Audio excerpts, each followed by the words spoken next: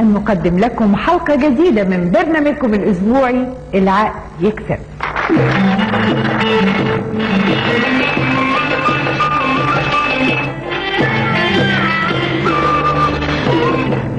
نواصل مبارياتنا بين محافظات مصر، ومباراتنا الليلة بين محافظتي المنوفية ومرسى مطروح على المركز الثالث في مسابقة كأس التلفزيون للثقافة والفنون.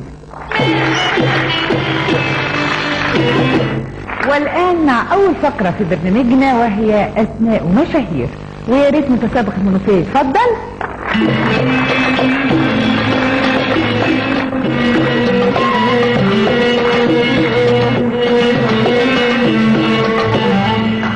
أهلا بيك، نتعرف وضرب استفتاح الحكم. أهلا يا ريت، اتفضل هنا. نبتدي فقرتنا. ابن خلدون المؤرخ والفيلسوف العربي. عبد الرحمن. خروشوف القائد الروسي. نيكيتا. سونيكا الكاتب النيجيري الحاصل على جائزة نوبل. إيمان. لا، وول سونيكا. نبتدي. ابن خلدون. عبد الرحمن. خروشوف. نيكيتا. سونيكا. وول. زخاري فنان كاريكاتير. سمير. لا، منير زخاري. نبتدي. ابن خلدون. عبد الرحمن. خروشوف. نيكيتا. سونيكا. وول. زخاري. منير. بولو الرحالة الإيطالي. ماركو بول. فيش نجم جنوب أفريقيا في كرة القدم. مارك فيش. لينكولن الرئيس الأمريكي الأسبق. أبراهام الصافي المطرب اللبناني. وديع الصافي. برافو عليه. 22 ثانية.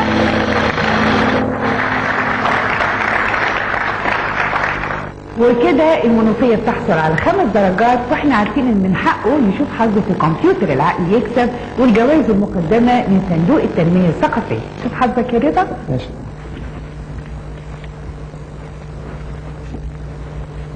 اتفضل.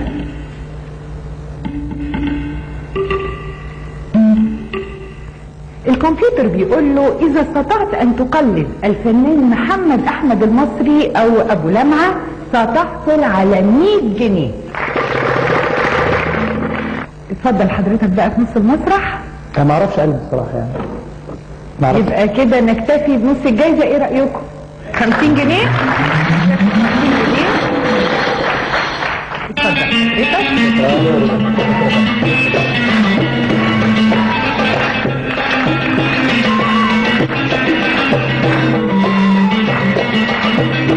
متسابق مرسى مطروح يتفضل.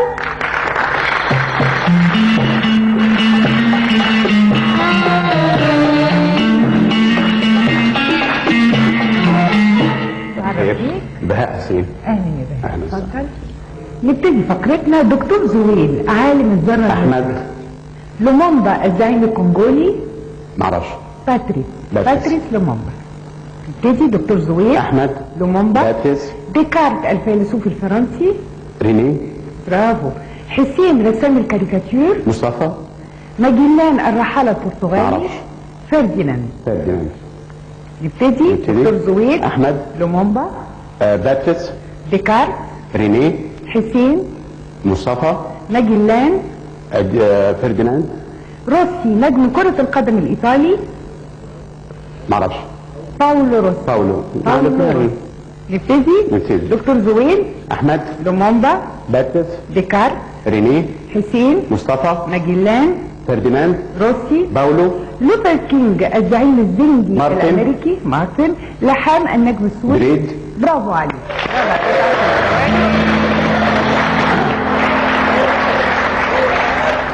كده 5 درجات لمرسى مطروح، يبقى في تعادل بين المحافظتين في هذه الفقرة، وطبعا من حقه يشوف حظه في كمبيوتر العقل يكسب.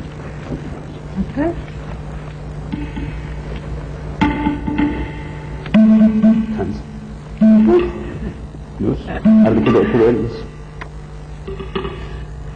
الكمبيوتر بيقول له لو جاوبت على السؤال الثاني ستحصل على 90 جنيه. السؤال بيقول: عدى احد الاطفال ارجل والده وامه واخته فوجدها 7، لماذا؟ لا معرفش. لانه اخطأ في العد. بنحييه، شكرا. والان ننتقل الى الفقرة التالية وهي عبق التاريخ.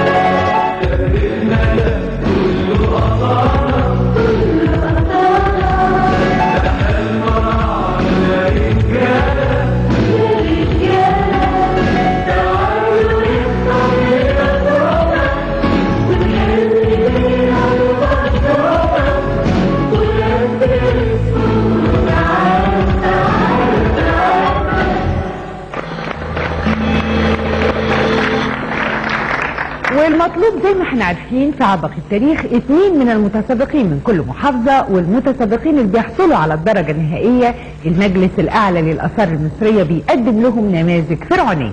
نبتدي فقرتنا ومتسابقين المنوفية يتفضلوا ونحييهم.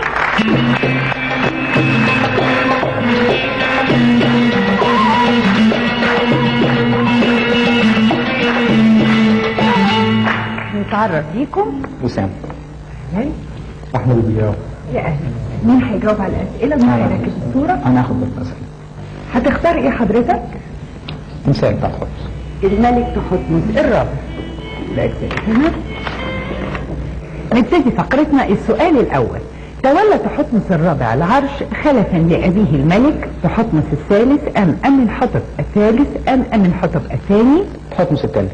إجابة غير صحيحة، أمنحتب الثاني. السؤال الثاني: كم عاما قضاها هذا الملك في حكم مصر؟ 9 أعوام أم 18 عام أم 16؟ 9 أعوام. برافو عليك، إجابة صحيحة، درجتين. السؤال الثالث: صح أم خطأ؟ كان زواج تحتمس الرابع من ابنة الملك الحيثي ضمانا لتأييد دولة ميتان له ضد أعدائه داخل البلاد، صح أم خطأ؟ صح. إجابة غير صحيحة، العبارة خاطئة. كان زواجا سياسيا لتوطيد العلاقة والود بين البلدين. السؤال الرابع: قضى الملك تحتمس الرابع خلال حكمه على ثورتي تمرد داخل الإمبراطورية المصرية، فأين قامت تلك الثورتان؟ بدون اختيارات؟ ما فيش اختيارات هنا. لا انا مش متذكر. الأولى في سوريا في بداية حكمه، وثانية في النوبة في العام الثامن من حكمه. يبقى كده درجتين. انت لسه عندك ثواني 8 تقريبا.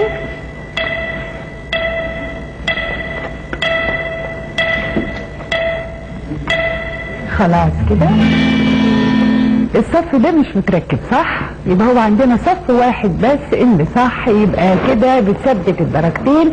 يبقى المنوفية في الفقرة دي بتاخد درجتين، بنشكرها. متسابقين مرسى مطروح يتفضلوا.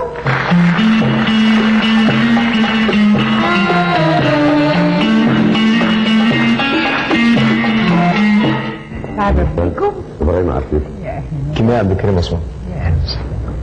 هتجاوب انت اكيد. ها تختار ايه؟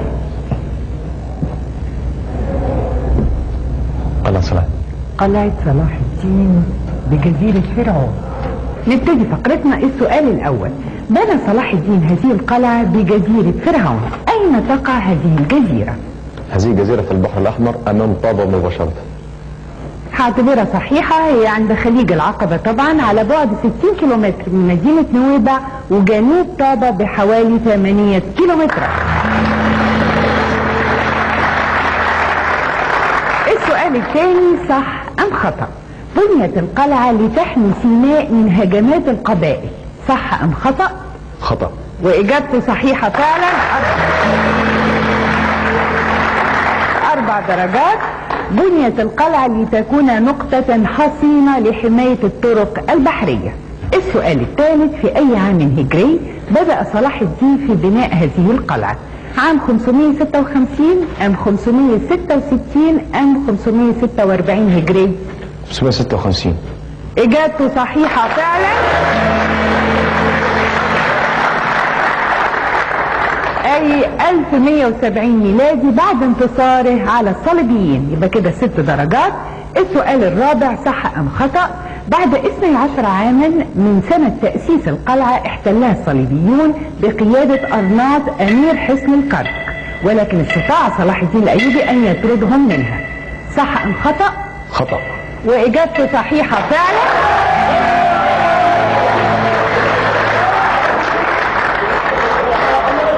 يبقى كده هقول طبعا المعلومة، بس الأول نشوف فعلا، نبص على الصورة. ايه الحلاوة دي؟ صحيحة تماما. يبقى كده بياخدوا الدرجة النهائية في هذه الفقرة.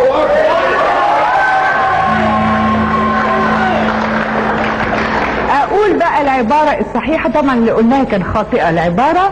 لقد قام أرناط أمير حصن الكرك الصليبي بمحاصرة الجزيرة وقلعتها، ولم يتمكن من الاستيلاء عليها، وظلت القلعة صامدة أمام الحصار. يبقى كده طبعا من حقهم النماذج اللي بيقدمها المجلس الأعلى للآثار المصرية، و8 درجات طبعا زي ما احنا عارفين. مبروك عليكم، ألف مبروك.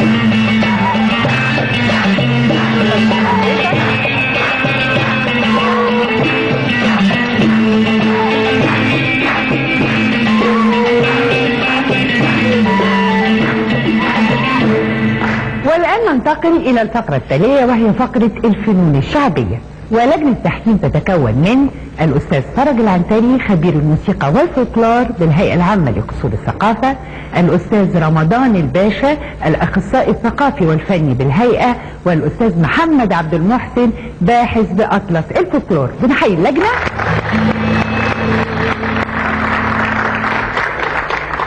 والآن نلتقي مع فرقة المنوفية للآلات الشعبية، نشجعها كده.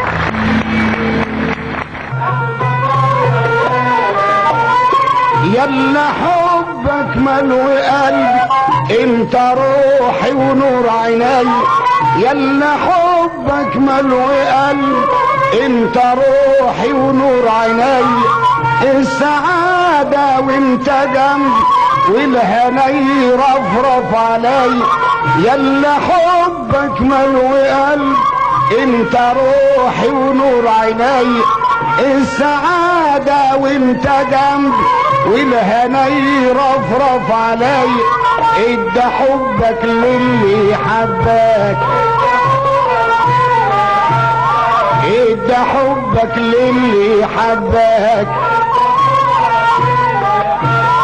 ذوقي كلك إنسانية، وقلبك أبيض يا جميلة.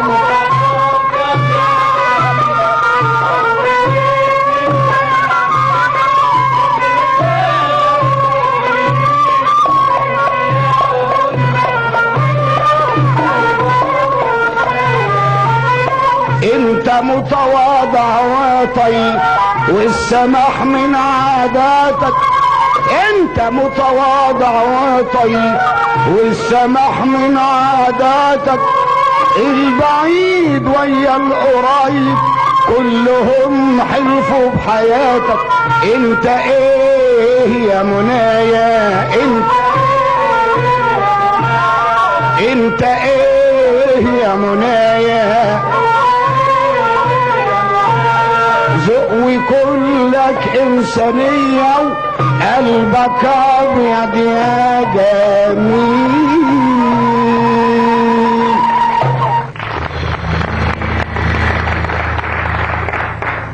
قيمت هذه الفقرة ب9 درجات على 10. والآن نلتقي مع فرقة مرسى مطروح للفنون الشعبية، وهتقدم لنا رقصة سيوة.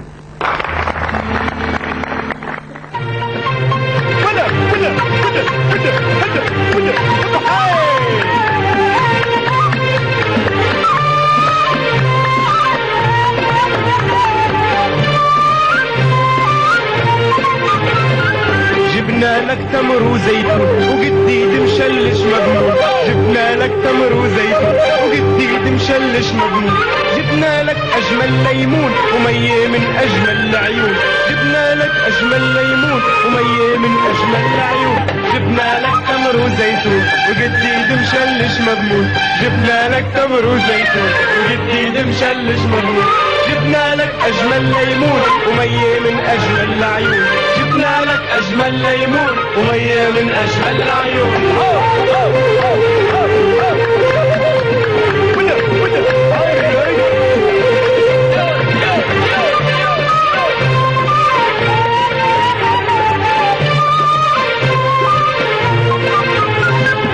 عاشق زول طويل السال، عمر الميعاد ما خان. عاشق زول طويل السال، عمر الميعاد ما خان. غوي زول طويل السالف، عمر الميعاد ما خان. عاشق زول طويل السالف، عمر الميعاد ما خان. عاشق زول طويل السالف، عمر الميعاد ما خان. عاشق زول طويل السالف، عمر الميعاد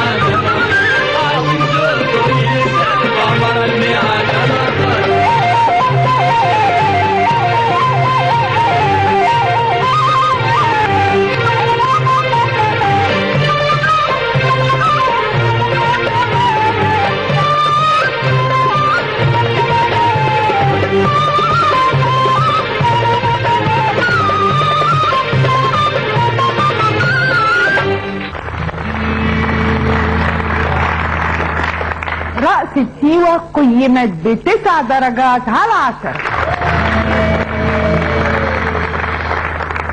والآن ننتقل إلى الفقرة التالية وهي اختار كتابك.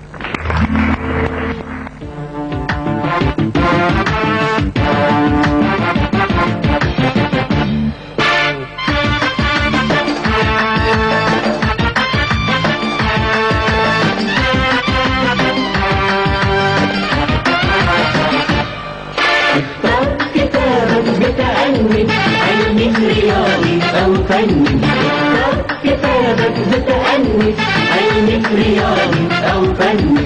تكسبنا لو حلك مجنون، مين ألفه أو غير مجنون. تكسبنا لو حلك مجنون، مين ألفه أو غير مجنون. ومعلوماتك هتخليك دايما يكون فوزك مضمون. اختار اختار اختار كتابك. والمطلوب تختار كتابك زي ما انتم عارفين متسابق من كل محافظة، والمتسابق اللي بيحصل على الدرجة النهائية الهيئة العامة للكتاب بتقدم له مجموعة كتب من مكتبة الأسرة. نبتدي فقرتنا ومتسابق المنوفية يتفضل.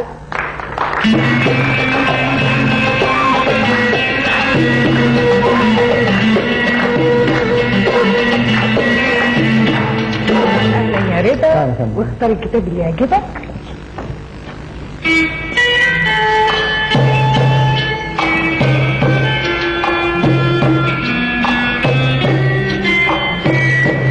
اختار تاريخ البحرية التجارية المصرية. السؤال الأول: هذا الكتاب يتناول تاريخ البحرية التجارية المصرية من عام 1854 وحتى عام 1879، فمن كان يحكم في هذه الفترة؟ الخديوي سعيد والخديوي إسماعيل. إجابة صحيحة فعلا. سعيد باشا من 1854 وحتى 1863، والخديوي إسماعيل من 1863 وحتى 1879. السؤال الثاني: في عهد من استردت البحرية التجارية مكانتها المفقودة بعد محمد علي باشا؟ في عهد الخديوي محمد سعيد. إجابة غير صحيحة، الخديوي إسماعيل. انت كده عندك 3 درجات، تحب تكمل معايا؟ لو اجبت اجابة خاطئة زي ما انت عارفين بتضيع 3 درجات، تحب تكمل ولا لا؟ اكمل ان شاء الله. تكمل؟ السؤال الثالث بيقول: في اي عام تأسست الشركة المجيدية للملاحة؟ تأسست في عام 1858. ممكن اعتبرها صحيحة، 1857 في عهد سعيد باشا، واستمرت حتى عام 1861. يبقى كده 6 درجات للمنوفية. بشكرك جدا. متسابق مرسى مطروح يتفضل.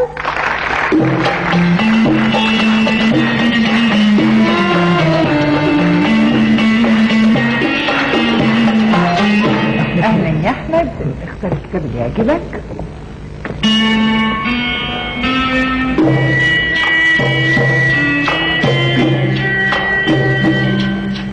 اختار تاريخ التجارة في الشرق الأدنى. السؤال الأول: صح أم خطأ؟ بالرغم من قرب إيطاليا من دول الشرق الأدنى إلا أنها لم تستفد من حركة التجارة بالشرق نظرا لاحترام تعاليم الكنيسة. صح أم خطأ؟ الإجابة صحيحة. عبارة خاطئة، وإجابتك خاطئة. فتعتبر إيطاليا أكبر بلد استوردت منتجات الشرق بكميات ضخمة، سواء من الأقمشة والعطور والتوابل وغيرها. السؤال الثاني: صح أم خطأ؟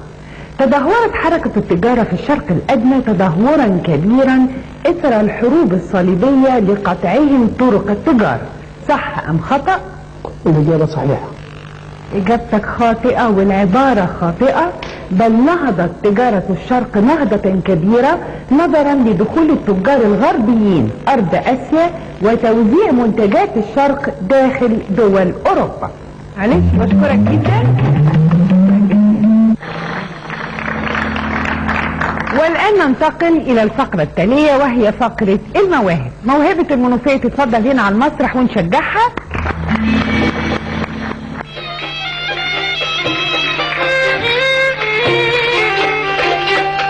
ليلى ليلى ليلى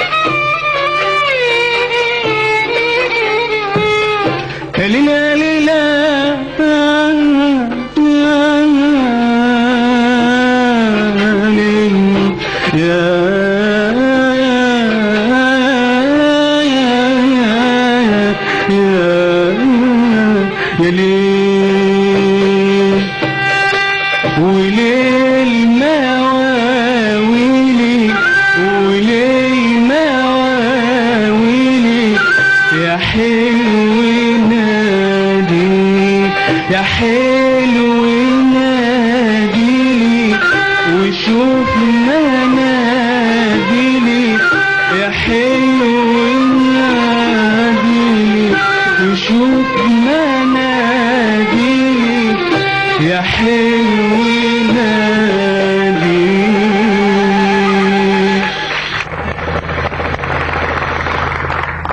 موهبة المنوفية قيمت ب4 درجات على 5. والآن نلتقي مع موهبة مرسى مطروح، بنحييها ونشجعها.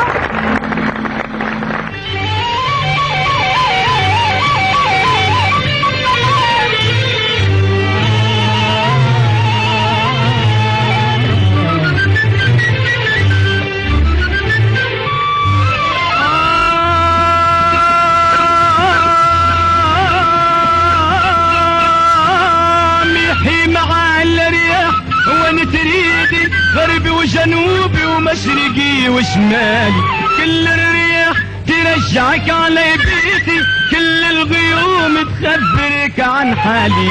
ريحي معال رياح وين تريدي غربي وجنوبي ومشرقي وشمالي، كل الرياح ترجعك على بيتي، كل الغيوم تخبرك عن حالي.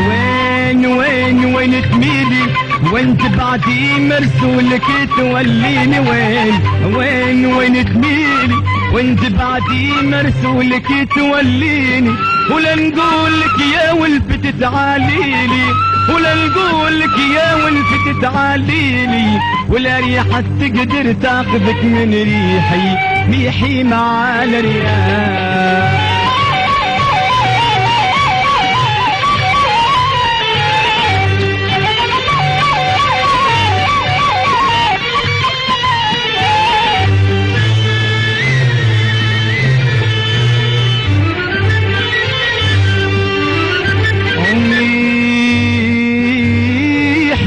ميحي مع الرياح ونتميحي، ميحي مع الرياح، ميحي ميحي مع الرياح ونتميحي، ميحي مع الرياح، ميحي ميحي لا ريحة تقدر تاخذك من ريحي، ميحي مع الرياح، ميحي مع الرياح، ميحي مع الرياح، ميحي مع الرياح.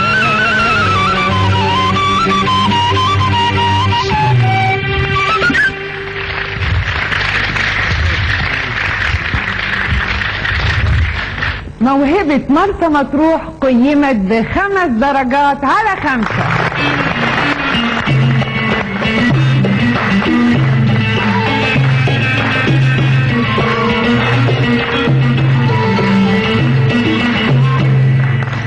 طبعا زي ما احنا عارفين من حقه يشوف حظه في الكمبيوتر، العقل يكسب. اتفضل يا سعد نشوف حظك يا سعد. اتفضل.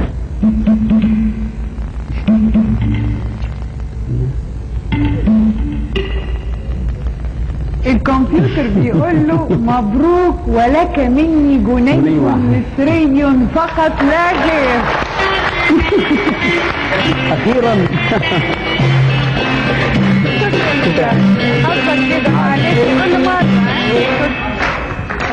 والآن ننتقل للفقرة الأخيرة في برنامجنا، وهي ما يقع إلا شاطر.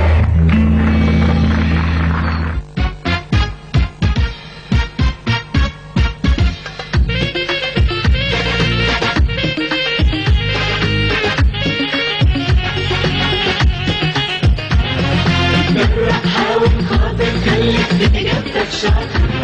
اتجرأ حاول خاطر خليك في إجابتك شاطر. اتجرأ حاول خاطر. وسؤالنا بكام معلومة واضحة بسيطة ومفهومة. وسؤالنا بكام معلومة واضحة بسيطة ومفهومة. لكن لكن حاسب على نفسك ما يقعش إلا الشاطر. طبعا من حصيلة الدرجات اللي وصلنا لها لغاية دلوقتي الفقرة دي هي اللي هتحدد مين من المحافظتين اللي هيحصل على المركز الثالث في كاس التلفزيون للثقافة والفنون. متسابقين محافظتين يتفضلوا.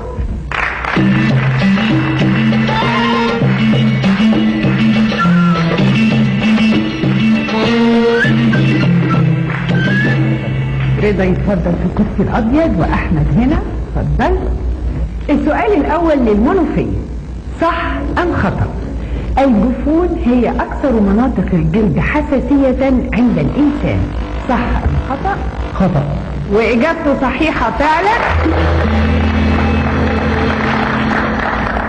فاكثر مناطق الجلد حساسية هي الشفاه. سؤال مرسى مطروح، صح ام خطأ؟ تقع جزر لانجرهانز في المحيط الأطلسي خلف جبل طارق، صح أم خطأ؟ خطأ. وإجابته صحيحة فعلا. فهي توجد داخل غدة البنكرياس في جسم الإنسان. سؤال المنوفية، من هو مؤلف قصيدة الجندول التي غناها الموسيقار الكبير محمد عبد الوهاب؟ حافظ إبراهيم. إجابة غير صحيحة المنوفية، علي محمود طه. سؤال مرسى مطروح، من هو ملحن أغنية أنا في انتظارك لكوكب الشرق أم كلثوم؟ زكريا أحمد. إجابة صحيحة فعلا.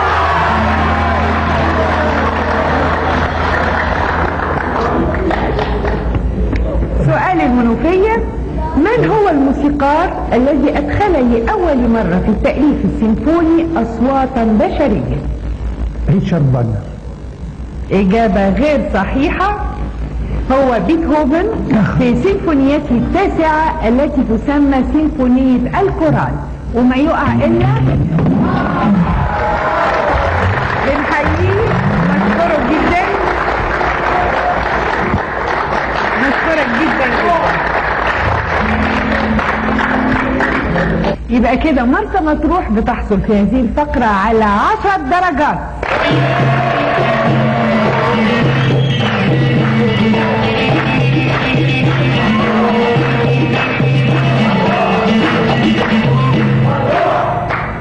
طبعا من حقه يشوف حظ الكمبيوتر العقل يكسب. اتفضل يا احمد. شوف حظك.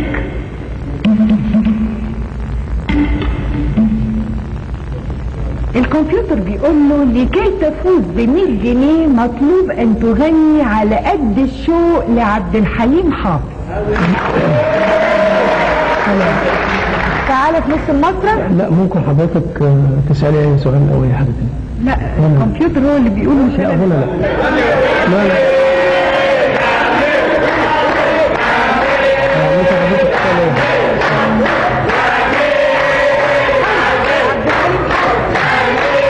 كم سؤال غير أي حاجة.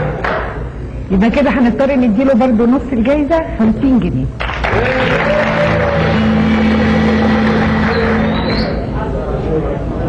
اتفضل.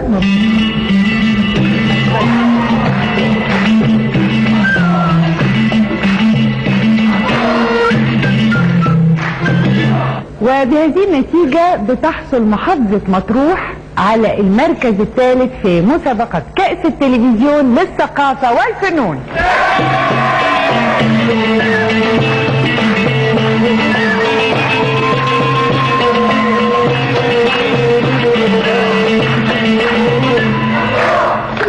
سيداتي وسادتي، نشكركم على حسن متابعتكم لنا، وحتى نلتقي الأسبوع المقبل نتمنى لكم أسعد الأوقات، وإلى اللقاء مع تحيات السيد العطوي، مجدي أبو هيف، والعقل يكسب.